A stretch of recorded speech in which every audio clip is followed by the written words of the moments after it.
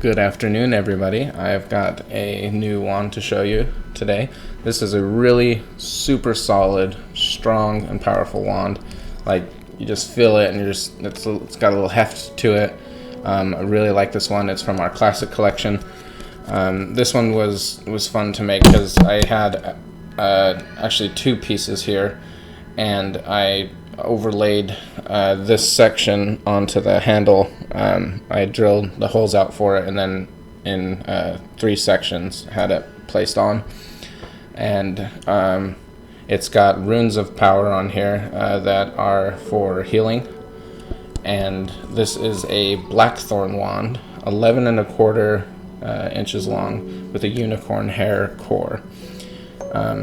Something that's cool about this wand is it was in the making for a long time before it was chosen and selected for this Wand Chooses the Wizard.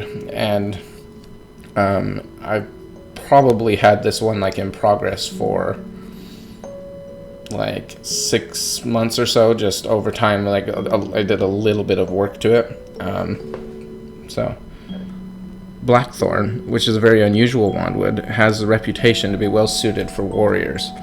This does not necessarily mean that its owner practices dark arts or only destructive magic, although it is undeniable that those who do so will enjoy the Blackthorn and its wand's prestigious power.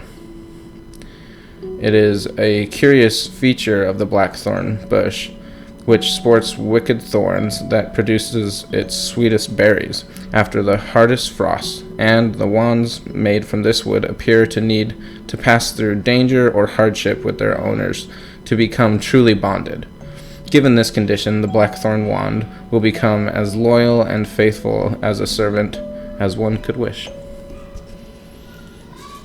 And then just a note on the unicorn hair is that they are the most faithful type of wands, and they usually remain strongly attached to their first owner. Alright, so thanks for watching the video. Tell me what you think about this wand, and this one's going to be heading off to Minneapolis, Montana. So I'm excited to ship that off. Tell me what you guys think about this one in the comments.